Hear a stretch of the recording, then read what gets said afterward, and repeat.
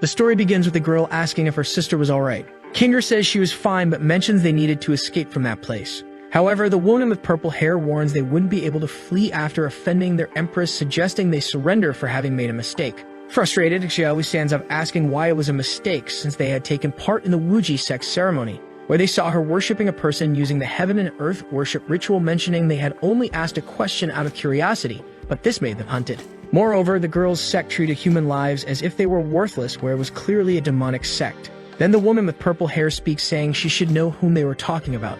The Empress's master and the legendary Supreme Demon, where he was not only the Empress's master but also the Supreme Demon of the South, asking if she dared to say that the Supreme Demon would be swallowed by heaven and earth, advancing upon them, mentioning that in their next life they should mind their own business with their mouths shut. At that very moment, lightning strikes in the middle of the confrontation. Kinger questions what was happening and if that was an earth dragon. Around that mountain, a storm was occurring. At its peak, an unknown figure appears among the clouds. A man with golden eyes appears, and his name is Yi Shen, former leader of the Xuanti sect. The boy thinks the realm was still the same even after 100 years of seclusion. But it seemed that his body was sanctified, questioning if he could be considered immortal, saying that this could be considered a successful breakthrough. People are surprised by the appearance of that man. Then he makes a maneuver with his hands, striking them away. The girl with purple hair thinks there was an expert protecting them, mentioning they should report to the sect master. Then the girl's group flees, and the protagonist thinks that the power of his body was not bad at all. Looking around, he ends up noticing two women, wondering if there was someone on the mountain that he had just knocked down. Worried, he questions if he hadn't hurt anyone, approaching them, suggesting to check. Landing on the ground, he asks if they were alright. Because of his descent, a gust of wind goes towards them, destroying a piece of the mountain. Sometime later, Xiao tells the protagonist what had happened, saying that the Wuji sect was a name that sounded quite pleasant besides the title of Empress, which is quite dominating. However, one could not kill someone just because they said something wrong, and if his disciple Luan Yaner were there, she wouldn't let that happen. Xiao mentions that he was undoubtedly an expert, and that his disciple must be a person of noble character. Then the boy says that if they were alright, he didn't need to stay there anymore, and he would withdraw because he had something to do. Xiao affirms that he was really an expert because he disappeared in an instant, questioning if they would be so powerful in the future. However, the girl is confused, seeing that her sister was desperate. Kinger remembers the name of the protagonist's disciple, mentioning that the empress who was hunting them was also called Luan Yaner. Going back to the past, one of the young man's disciples asks if he was really going to abandon them to enter a state of seclusion. But the protagonist tells the little girl not to worry because he had already killed all the rebels, and in the next 100 years, no one would offend their sect. However, with tears in her eyes, she says she didn't accept that because she didn't want him to go away. But Shen tells her to stop it because he had exhausted all his energies just so they could live peacefully in the future, mentioning that he wouldn't protect them forever, giving an order that from that day on all disciples should focus on improving their skills to restore the ancient glory of their sect. Returning to the present, the protagonist says that in just 100 years the spiritual vein of the sect was revived, saying he would descend to take a closer look, mentioning that everything there was prosperous, so it was worth letting his disciples gain experience. Looking to the side, he notices some wooden dolls, thinking that in the past they only sold things like talismans and pills, supposing that life was getting better. Seeing the statue, the boy wonders why that statue was so familiar, asking the seller which deity it represented. But the merchant becomes desperate, asking for his mercy, saying that if the protagonist looked up, he would see a better statue. Observing the giant statue in front of him, Shen wonders why that sculpture looked so much like him. Seeing from the statue, he notices a writing with a signature from the Wuji sect, remembering that the woman he had saved before had claimed she had been pursued by this sect. Then a man appears, saying that he was the guy who had dressed as the statue of the deity and went out robbing stores, spreading false rumors. A group of girls appears, saying that he disobeyed the law in broad daylight and should be executed. The protagonist is confused, questioning why wearing his own clothes could be considered against the law, mentioning that he wanted to ask some questions, asking why there was a statue of him there. However, people start attacking him, launching a chain attack on the protagonist and restraining him. Then at the same instant, the boy breaks those chains, saying for them to let him finish speaking, leaving the girl surprised because the ability Her Majesty granted her was destroyed in an instant, remembering that she was the only one who could break that formation. Then she looks at another girl, agreeing with each other, starting to supposedly undress, leaving the protagonist embarrassed, saying that seducing him would be useless. Then they start changing clothes, bowing before the protagonist, welcoming him, mentioning that he must be the venerable Yi Shen and that he should follow them to the tower because the empress was waiting for him. Shen is reluctant, asking who was waiting for him. However, the girl tells him not to worry because when he got there he would understand everything. Sometime later in the tower hall, an unknown figure asks if it was the protagonist who broke the golden lock formation. The boy confirms, saying he was the leader of the Xuanji sect and his name was Yi Shen. Then at the same instant, a girl jumps into his arms, saying that after 100 years she could finally see him, Remembering her face, the protagonist recognizes her as that little girl who only knew how to cry, asking the girl to get off him. But the Empress says it wouldn't be possible. It was very painful for her to wait for his return. So this time, no matter what the protagonist said, Luwon wouldn't let him go away. Shen asks what she was talking about, asking Yanner to get off. But the girl questions if the protagonist would continue to be so ignorant. But it was alright because the more he behaved that way, the more she would like it. Observing the girl, Shen thinks that was the 9 turns portal, and before entering seclusion, it was the last movement the protagonist taught her. Yanner mentions that after all these years she mastered all the spells he taught her, saying she was following his teachings just for the day they met. Then using a skill, he interties Shen's neck, saying that from that day they would stay together until death. Then at the same moment the girl pulls out a dagger, asking Shen to make a promise to her, mentioning that even though he was strong, his body was not indestructible. And if she cut off his legs, the protagonist would not go anywhere, launching an attack on him, saying it would hurt only for a second and after that they would be happy. However, the attack has no effect. Yanner asks why it did not cut since it was a dagger made of meteorite. Shen says that her attitude of never giving up on her goals was really her style, and his disciple was very diligent, so she should make progress like her master, launching a flame attack on the girl, mentioning that he was a master even after 100 years and Yanner would always be in his heart. At the same instant, Shen is surprised seeing the girl, who was half naked, asking if the protagonist really thought that way. Then blood starts coming out of his nose, informing that the destructive style was very powerful. Answering her question, Shen says he had not changed, suggesting she go change clothes. But Yanner says he was lying, emphasizing that he had spoken for the sake of speaking, because the boy had said nothing about the promise they had made together and had forgotten everything, leaving the protagonist thoughtful about what he had said and remembering his past with her. In his memories, Yanner says that Shen had said that those formations would not break, but still got hurt, hugging the boy, saying she would not be able to marry anymore. But the protagonist says that Yanner had defeated a black bear even being so young, and affirming that she was very beautiful and would stay with her forever, leaving the little girl embarrassed with what he had said, asking if that was true. Shen affirms, questioning if he had ever lied to her and that they would stay together forever. Returning to the present, the protagonist hugs his disciple, saying that nothing had changed and he had just arrived a little late. With tears on her face, Yanner looks at the protagonist and hugs the boy, asking why it took him so long to arrive. Sometime later, Yanner tells everything she had done over the years to Shen, mentioning that she had changed the name of the sect just to avoid being persecuted. Reluctant, the girl observes the protagonist, asking if the promise they made before was still standing. Remembering the promise he had made that he would be with everyone from the sect forever, Shen tells her not to worry because he would not break his promise, leaving Yanner embarrassed because she had really agreed, so it could be considered a marriage promise. The protagonist mentions that since they had fulfilled their promise, they had something important to do. The girl confirms, saying she would choose a favorable day, thinking it would be a wedding, but that was not what Shen wanted, but rather to reunite with everyone from the sect. Then at the same instant, one of the maids arrives to pass the report, saying that the celestial book had awakened, and all the sects joined forces to go to the city of Changshu. Shen is thoughtful about the name of that sect, thinking that before going into seclusion he forgot to take that book. Then Yanner says that the book belonged to them, giving an order to get it. But at the same instant, the protagonist asks to wait, saying he would get the book on his own. Sometime later in the city of Changshu, a boy was distributing newspapers, claiming that the battle for the celestial book had begun. Approaching the protagonist, the young man asks if he would like a newspaper. However, the protagonist did not need it. Looking around, he thinks that 100 years ago that place used to be a forest city, but it changed a lot, so he could not find the right way. But a paper doll that Yanner made for him says that with her in command, the protagonist would have no problem navigating the continent. Shen mentions that she had said that an escort would deliver him, but he was there just to get what was his, so he should not need it. Then Yanner responds, saying that when he was in seclusion, the celestial book was stored in that city, causing many disputes between families, as the Xuanji sect was weak and unable to recover it. Yanner took advantage and told everything about the celestial book to the world, causing a fight among the cultivators. Shen understands, affirming that that plan was well planned, leaving the girl happy, saying she had reached her destination and her escort was in front of her. The protagonist asks if she had anything else to say, and the girl explains that he did not need to worry because that escort was a secret agent. With a threatening look, Yanner tells Shen to get the book and return immediately, and also should not look at other girls, because every time she thought about it, she could not help but get angry.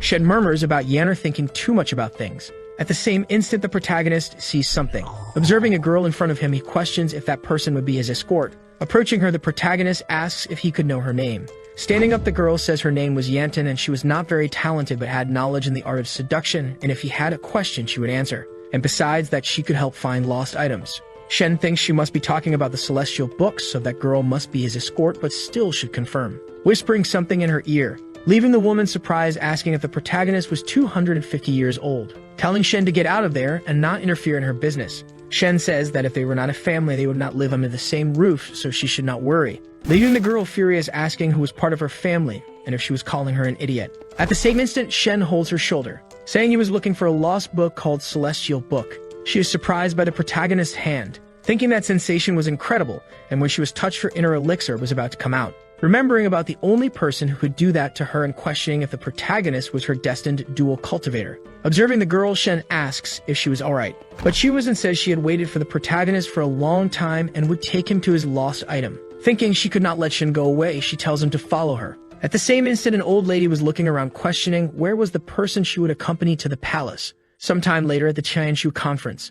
The protagonist asks why there were so many people in that place, but the girl says that was normal, asking him to look on stage and see if what he was looking for was there, mentioning that the protagonist had a lot of power and should be there for the Celestial Book because there was a rumor where the person who got it would get the continent. And if the protagonist wanted, she could help him but needed help with something. But Shen had already disappeared from her sight. Looking above, people say something had flown onto the stage. Yan asks what he was doing, because there were two people who were fighting where he could not offend in any way. While one of the people tried to attack the boy, Shen thinks he needed to find the book and leave that place as soon as possible. The man asks if he wanted to take advantage of the fight and steal his treasure, saying he would kill him, launching an attack on the protagonist and sinking his body into the concrete. The man smiles, saying no one would bother him anymore, telling them to resume the discussion about the Celestial Book. But as he spoke, the other man tells him to look behind. However, it was too late as Shen was already right behind him preparing a punch. But he stops the punch, hearing just a light tap on the man's forehead, throwing the man far away. Shen thanks him for his guidance.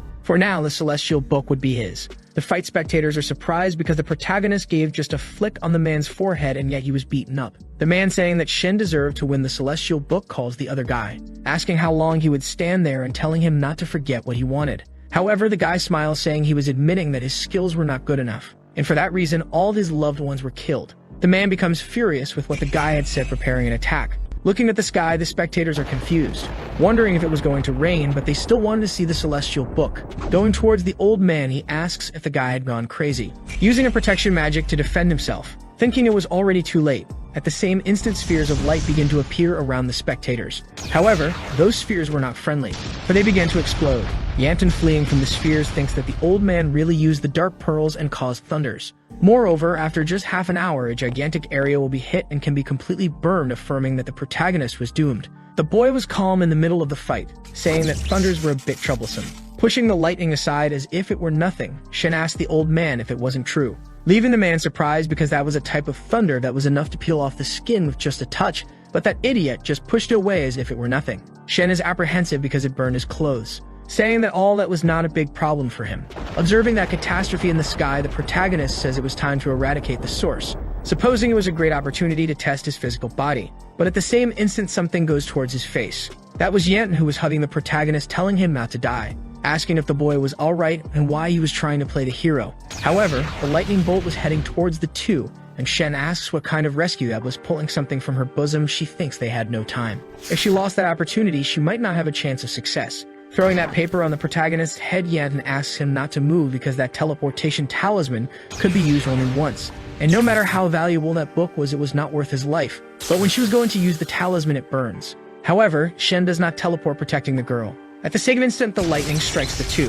With a wicked smile, the old man says he can control the skies, so the Celestial Book would be his, saying that the protagonist was inferior to him. But someone throws a stone at the man.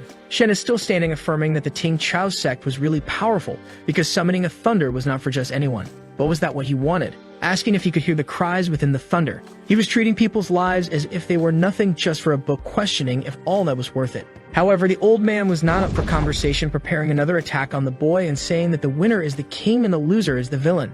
At the same instant, Shen punches the man's face, saying he had a tip for him. For the Celestial Book, all this time was his property. Using magic on the book, Shen says he had not seen his old friend for a long time, asking for help from the creature. Then the protagonist uses magic to heal the wounds of the people who keep asking who that man was. Then the boy approaches Yanton. Observing her, Shen questions why she did not wake up, thinking if her heartbeat had stopped. Shen is reluctant to touch the girl's bosom, thinking it was too big, but now is not the time to think about that, but to save people. Remembering that the heart was on the left side, Shen presses her bosom and realizes there really were no beats, but the unconscious girl thinks her heart was on the right side. Holding Yanton in his arms, the boy says he should find a secluded place to take a closer look. The girl is embarrassed, thinking they could cultivate meanwhile, so it would be a win-win situation. The other old man, seeing the protagonist, Lee, calls him, thinking he would never have thought that a young man like that would end up with the book. At the same instant, one of the servants calls the man. The guy says it was for him to attend to the Empress's people, questioning why he appeared now. However, the servant whispers something in his ear.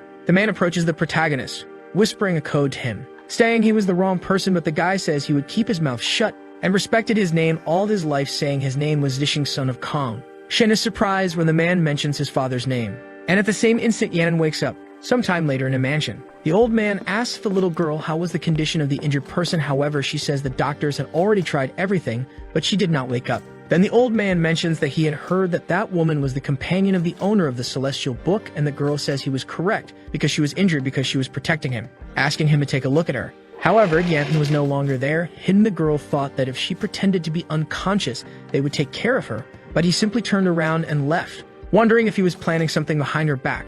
While Yevon walks, she notices one of her talismans, affirming that no matter how much she fled, as long as she had placed one of her talismans, the boy would not escape from her. Observing the door, the girl tries to hear what they were talking about, questioning why they were silent. Then, to solve her problem, she ends up piercing a piece of the door to see through the hole. But she is surprised by what she saw. Shen was simply touching the old man's chest. The protagonist, observing the mark on the man's chest, thinks he really was the son of Kong. Zixing says that was done as a mark of his father's teachings and a symbol of his family, asking if Shen believed him now. Then Shen says he still remembered when his father went to war with him, and in the blink of an eye he had grown a lot, asking what was the problem. Zixing says he was afraid of something he did not know. 40 years ago, when his father was about to die, he called him to pass the position of city lord, and besides him and his father, there was one more person in the room. An unknown figure asked Zixing if he would be the next owner of the city, mentioning that he seemed to be a person with longevity. But Zixing says he was just a son taking his father's place and acting as lord. The person affirms that he was very obedient, and for that reason Kong liked him so much, and besides taking care of the Celestial Book, she wanted the man to pass on a message. When the Celestial Book finds its master, inform him to bring the book to Fudy Cave. Back in the present, Zixing says that he should keep this a secret from Yaner. The protagonist feels awkward, asking if that was the person he was thinking of. But Zixing confirms that she was his third disciple and her name was Lua, and saying she had long occupied the southern part of the continent and is considered a sovereign of the world. Shen is surprised as his disciples were outdoing each other, pondering about the name of the cave, questioning if that wasn't the mountain where he made elixirs with his third disciple. At that instant, Zixing kneels before him. Then the protagonist asks what he was doing. Zixing mentions that originally the position of City Lord was not to be passed to him yet because his father wished to personally receive the owner of the Celestial Book. With tears in his face, he says he shouldn't bother him with those matters, but he needed his help. But Shen says his father, and he had a lifelong friendship, so he couldn't ignore it, asking where his father was. The man says his father was in a deep sleep in the Kunlun Mountains, asking the protagonist to find his disciple first. Yet, seeing that situation goes crazy, saying the protagonist was a pervert and completely misunderstood, because it was a lie that Zixing needed to speak with him in secret, and it was just an excuse to do things. Furious, she says she waited a long time for that opportunity, asking if he was playing with the girl. Entering the room, she throws a pill at them. With the protagonist fallen on the floor, Yan mentions that no matter how powerful, if they smelled a bit of her pill, they would sleep. With a mischievous look, the girl says a high-quality man like that should be hers. However, she notices a glowing scroll by her side, where she starts to hallucinate. Apparently excited, Yan asks if something like that existed in the Celestial Book. Seeing something shining, she asks what color that was, questioning what was happening. Sometime later, the girl was in front of the protagonist, and instantly sits on top of Shen, starting to undress. Shen, still unconscious, asks if that was the smell of alcoholic elixir, noticing something slippery and soft. Opening his eyes, the protagonist is surprised, seeing the girl on top of him, asking what she was doing. Embarrassed, Shen tries to get up, telling Yanton not to come closer. The boy, recalling his memories before fainting, remembers that Yen invaded the room, saying random things and affirming that nothing unusual had happened at that moment. Yevon, hugging the protagonist, is questioned about what she was doing. Then she kisses the boy's neck, and also keeps sniffing the protagonist, leaving Shen extremely embarrassed, asking Yen to stop.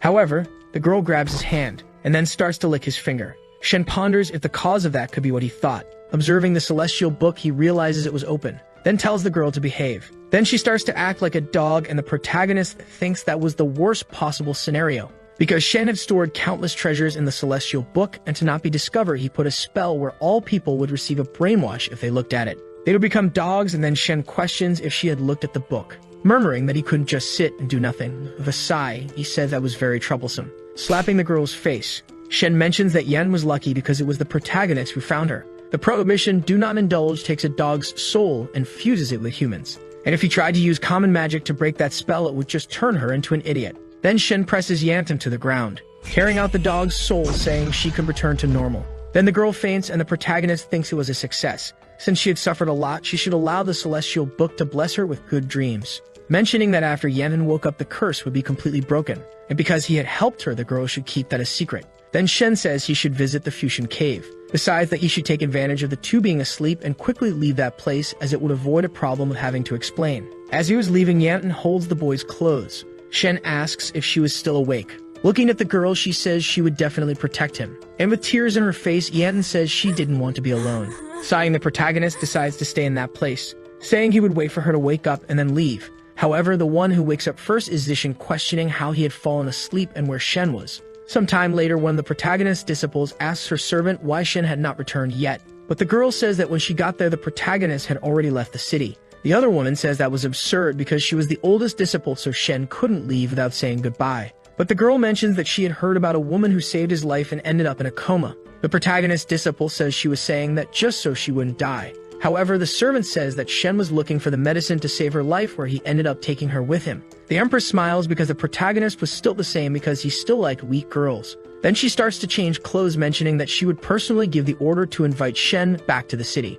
One of her servants says she couldn't do that. However, she falls silent when she sees the Empress's look, asking if she was trying to tell her what to do. At the same instant, the servant kneels, asking for forgiveness from the Empress. Thinking about the current situation, she sighs, saying that the Elder of the Blood River had become a strong person in the realm of life and death and began to recruit troops in the north, so she couldn't leave the city. Then one of the Empress's generals appears, saying they were at her orders. The Empress gives the order for her to bring the protagonist in her place and also wished that she spread a message. Chun tells her not to worry because the Kangyuan continent was just a place. Back to the protagonist, Yanton had already woken up asking where she was, and Shen questions how she could be so annoying. To get rid of her, he used the hiding ability of the celestial book, but didn't know why she had still appeared. The girl says that Smell was still in that place, and the protagonist wonders if the girl was still being a dog. Pulling something from her bosom, she says she couldn't do anything about it. And although the talisman was valuable, if it was used on the protagonist, it wouldn't be a waste because she would find him. Then Shen wonders if she still hadn't given up destroying the girl's talisman.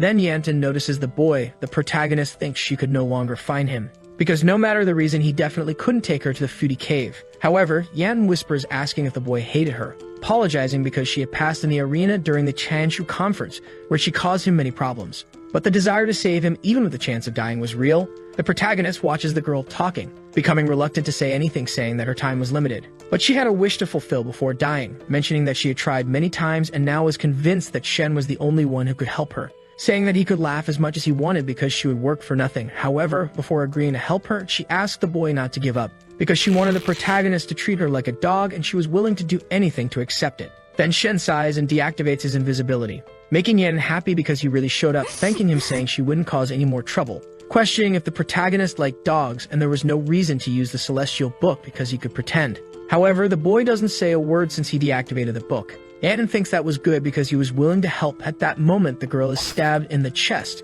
As she falls to the ground, Yanton has no idea what happened, questioning why it happened that way. However, Shen also didn't know what happened. She was talking, and at the same moment she fainted. But at this moment, the protagonist notices something. Looking around, Shen realizes there was something in that place. At that moment, the Empress appears before the boy. Shen asks if that was Yenner, and the girl questions why he didn't keep his promise and if he would go back on his word. The boy is reluctant, saying it wasn't that. Then the Empress says he could have at least sent a letter to her asking if it wasn't worth thinking about. However, the protagonist says it really wasn't worth it, striking the Empress. Seeing the girl, Shen says she wasn't Yenner. Then at the same moment, the Empress reduces to a soul. The boy mentions that it was expected because it was just a timer, explaining that timers were spirits that fed on cultivators' emotions using illusions to enter their minds, maintaining the illusion until their target was completely drained. Shen supposes that Yan fainted because of that. But the night was the best opportunity for spirits to manipulate their illusions, questioning why they were appearing during the day. Observing the girl, the protagonist sees the spirits trying to possess her. However, Shen makes a hand sign that ends up dissipating the spirits. But something was wrong because she was still fainted, making him wonder if the girl was lost to be completely eroded. Then in Yenen's past, a girl was singing, asking if her sister wanted a crystallized hawk. However, when she looks back, there was only a pile of corpses. Yanton says it's no use because she has always been alone, thinking that everyone in the world wanted her dead, being hunted countless times and escaping, questioning how long it would last. Then a woman calls the little girl, calling her disciple. Yan wonders if she still left one person alive, questioning what she was saying. Standing up, the woman asks her not to move because she would tell her the details, saying that she was the great seer of the Exuanji sect, and some time ago they sent her a message to travel 100 miles west to find her destined disciple. Sarcastically, the girl asks if she could call her master, and if she was willing to give anything. She wanted her life, stabbing the woman, saying she had met many people like that, wanting to use the term disciple to drag her to an elixir shop. As soon as the cultivators found out they could refine through the girl, the etiquette, justice, or laws of the heavens were gone. Back to the present, Yen asks why they couldn't just leave her alone. But at the same moment, she starts to get weak because she had exhausted her cultivation, questioning if her life was coming to an end. Yanfen had no family or friends, so her life would just end, saying she killed countless evildoers in her life because she had no choice, begging the heavens to have a normal life. However, the voice behind the girl asks why she would wait until the next life. Looking to the side, Yan realizes that woman was still alive, saying she could do that in this life, and all the master should do is transfer her energy to save Yanten. Then the girl starts to cry, asking if she could really continue living.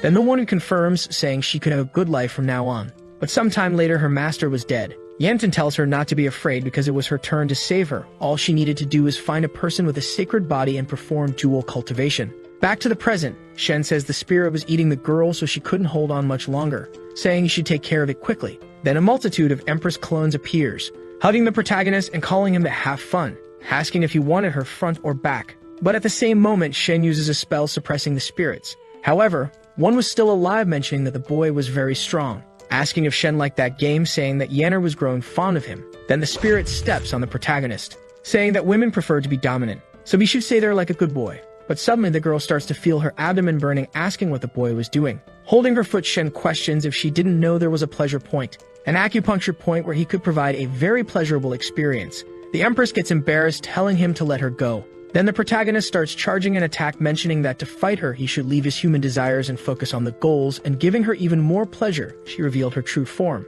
If Shen let her escape, he wouldn't know how many victims there would be. Desperate, the spirit says she was really Yanner, asking how he could be so cruel to make her suffer. However, the boy says the name Yanner could not be mentioned from her mouth. She was left behind after going through the refinement penalty to protect the sect, taking the poison from her bones for a whole month without shedding a single tear. And instead, she felt sorry for her younger sisters, hiding in a corner in the dark, blaming herself for not meeting their expectations, asking how Yanner could seduce others for her own desires, because she was just something driven by lust, stealing others' memories and ridiculing them, questioning if that made her feel superior. Then strikes the spirit, revealing its true form. Seeing Yan fallen on the ground, the spirit thinks that girl was still lost in her illusion, so she could take over her body and start over. But at the same moment, she is sliced in half. However, it wasn't the protagonist who did that. Observing where the spirit was, there was a sword in that place. Then an unknown figure appears. That was the girl the Empress had sent before. A legend says that an immortal exile to the west of the Kanyuan continent created a secret technique, where two cultivators swallowed a mysterious stone to sacrifice their spiritual fetuses to the outer world. With the blessing of the blood formation, the two could communicate freely with each other in addition to sharing their cultivation realms and experiences. The person who created this technique called it psychic interlude. Then the woman says that he still remembered Yanner. Shen mentions that her spiritual fetus was a red product seen only once every 10,000 years. Then the woman asks why Shen was retreating, because he was having fun with the spirit and had forgotten to return to the city. The protagonist feels embarrassed, asking if she had seen that situation. However, the girl says she saw everything from beginning to end. And besides that, Yanner already knew everything, asking if the protagonist was looking for medicine for Yanten, and that's why he wasn't returning to the city, leaving Shen confused, not knowing what she was talking about. Then the boy tells everything to the woman, thinking that girl had come to find him to send a message from Yanner about not looking at other women. The girl says that even if Yanner misunderstood, why would Yanten keep following him all that way? But Shen mentions that she had a hidden motive because she needed his help. Thinking about the protagonist's words, the girl thinks that he didn't recognize her as a woman. Shen says he didn't know what he should help with, but when she was being corroded by the spirit, the girl called him master, asking if Chun thought Yanner didn't meddle in other people's affairs. However, the girl remains silent, remembering her past when Yanner protected him, and that she couldn't worry about that, mentioning that now she was the supreme demon and everyone called her a killer and fighter. But Shen says that was absurd, because if that were the case, Yanten would have died many times. And besides, that girl was not a bad person. She must have suffered a lot for 100 years, and now that Shen was back, the woman was free. Even if the world ended, the protagonist would help her. Embarrassed, Chun says she understands, and now that her master is here, she shouldn't worry about those things, mentioning that when he finishes taking care of things, he should return immediately to the city. And if it happened again, she would personally cut off his legs. Then at the same moment, an aura begins to approach her head, saying that Yanner had forgiven him, and when they returned to the city, she wouldn't take her eyes off him. Shen, seeing that Yanton still hadn't woken up, says he would take a look. However, for Chun, that was not necessary, because she would personally deal with it, then checks her heartbeat, tearing her clothes. Shen feels embarrassed seeing that situation with Chun on top of Yanner, saying that he shouldn't look when women were checking each other's heartbeats, so he would walk through the forest, thinking that since Chun was there, he didn't need to worry about the girl and could finally go to Fud's cave. At the same moment, the woman throws a sword, saying that if he thought it was rude, he should just close his eyes, but he shouldn't leave her sight because it was an order from the Empress. Shen, observing that girl with a threatening look, questions why she was so difficult to deal with, saying he would do what she asked, asking how Yan was. And then Chun says the spirit entered her interior, corroding her spiritual fetus, stating that it would be difficult to deal with and could only use one way to fix it, but first the girl should wake up. Analyzing the situation, Shen thinks that doing that would bring damage to the physical body, questioning if that was a new technique created by later generations. Then the protagonist realizes that Chun had taken off her clothes, and when the woman looks back, the boy realizes that she reacted to it. While continuing the treatment, Shen feels embarrassed, thinking he shouldn't look at all. A while later, the day passes, where Chun had already completed the treatment, mentioning that the girl would wake up soon, so now Shen could relax. But when she looks at the protagonist, he was exhausted, saying she had done a good job. Realizing the boy was exhausted, Chun asks what had happened, but Shen gives a sarcastic smile, thinking if she still didn't know, saying that the spirit had hurt Yanton, so he would destroy their den. However, the Empress had already sent people to deal with it. Then the protagonist says she had treated him very well, offering her food, but Chun had been fasting for 3 years. Shen tries to convince her in various ways to let him go, but only managed to make her angry, saying the only thing he should do was stay there. But the boy still insisted, stating he wanted to go number 2. Then the woman throws a piece of wood to him, saying go ahead, but the protagonist says to leave it. Then Chun mentions that the girl's vitality was very damaged and the recovery method she did was only temporary, stating that elixirs would be needed to nourish her. But it was already late, so they shouldn't look now. Besides that, after all that work, she was too tired to think about it, suggesting they rest. But the protagonist says she could go rest because he would watch, and at the same moment, the woman falls to the ground. Shen apologizes because he pressed her sleep point so she could rest well. Then the protagonist leaves that place. However, the two were fully awake, cutting to Yanner combing her hair while saying that Shen was a good person because he felt sorry for the weak and helped the young. But this time felt that there was something different. So this time it was not to follow too closely, seeing if he was really helping her. Back to the present, Yan awake thinks that silver hair and animal ears were certainly the military general who worked for the Empress, stating that in that way she would definitely follow the protagonist. Then gets up trying to say something to her, but realizes something, because when she sees that her clothes were completely torn, questioning if when she was sleeping they did something to her. Realizing that the girl was already awake, Chun talks about her being enchanted by a spirit, so she shouldn't move, being surprised when she remembers everything she had done. After all of her planning, she didn't expect to be controlled by a spirit, thinking that if she was safe now, it was because Shen had helped her. As she was leaving, Chun says to stay in that place. Then Yan asks if she would find Shen, asking to go with her because she should thank him with her body for risking his life to save her, leaving the woman furious, saying she never thought Yan valued friendship so much. Yan asks what she was talking about because only a low-class person wouldn't return gratitude. Then Chun asks her to repay with her body because she was the one who saved her. The girl becomes extremely sad because all that was a fantasy of her thoughts. Then the woman draws her sword, casting a spell on Yanton, saying she was not in a position to be against the Empress, because she was just one among millions who could not compete with her. So she was to stay there because that spell would protect her. As Chun walks away, she wonders why the Empress desired the protagonist so much and no one else. Remembering her moments with the Empress, Chun begins to get emotional. But when she looks to the side, that girl was still following her, asking why she had come along and if her spell hadn't worked. However, Yemen says she had her own ways, so she shouldn't worry. Chun thinks she had underestimated her and now needed a more powerful move. Returning to the protagonist, he says he had finally arrived, before a giant place that was Fud's cave. Meanwhile, the boy remembered his moments with his disciple. Seeing what the little girl picked up, it was a spiritual centipede that appeared only in places with a lot of spiritual energy. Luoyan asks why they needed to find a place to cultivate elixirs, because a cultivator should just sit and practice meditation. Shen says she was right, asking if she remembered why he founded his sect. And the little girl asks if it was to seek paradise, giving hope to the poor. The protagonist affirms that was it because it was the desire of his heart, but merely having supernatural powers was not enough to achieve it, because true power must be beneficial to the world, and that day, Luoyan found an ideal place to cultivate elixirs that could help people. Luoyan asks not to worry because she would turn that place into a paradise. Returning to the present, Shen mentions that it was very nostalgic, thinking that Luoyan had become a woman of respect. And besides, he remembers those two girls pretending to be asleep and probably now were following his false body, so he should thank Chun for showing his flaws. However, the protagonist thinks that was not right, but he should focus on that first, and then he would make peace with them later, saying they shouldn't reach his false body so soon. Returning to the two, Yanton was in an extremely suspicious position. Embarrassed, Chun asks what she was doing. However, the girl covers her mouth, telling her to be quiet. Chun asks if she would leave Shen alone because it was a waste for Yanner to think of him as a gentleman. Yanton says she understands how she feels because he was expressing his thanks to a tree. Then the woman thinks she couldn't report what was happening to Yanner because it would dirty her ears. Seeing the girl half naked, Chun asks her to wait. But Yanton says she was going to hell anyway, so she should let her extinguish that desire. Back to the protagonist, he wonders who is talking about him. As he looks to the side, Shen asks if that was a wind spirit, saying that wind spirits only appear in places with a lot of spiritual energy, so she had done a good job. However, when he enters the cave, a grotesque creature was watching him, leaving the poor protagonist confused because he thought there would be a paradise. At the same moment, the monster tries to attack the protagonist. Immediately, the boy changes his gaze, slicing that creature. Then he punches the ground, revealing an unknown place. So Shen asks if she had enough. Observing that spirit was really Luoyan. Seeing Shen, she is happy, mentioning she hadn't seen him for a long time, asking if she had scared him. But the protagonist says that the monsters in the cave were just illusions and she had improved her skills. The girl affirms that Shen was the person who understood her the most. Then the protagonist asks why she was hiding from her senior sister and why she was in that form. However, Luoyan says that her soul hadn't left her body on its own because she had died. With a fearful look, the protagonist becomes furious, asking who had done that to her. But Luoyan asks him to calm down because she prepared this for herself, saying he could see with his own eyes. Mentioning that during the time he wasn't there, many people set their sights on his sect where they were again in danger of being extinguished. But Yanner and she remembered his teachings. Step by step, improving their skills, they were able to overcome this crisis completely.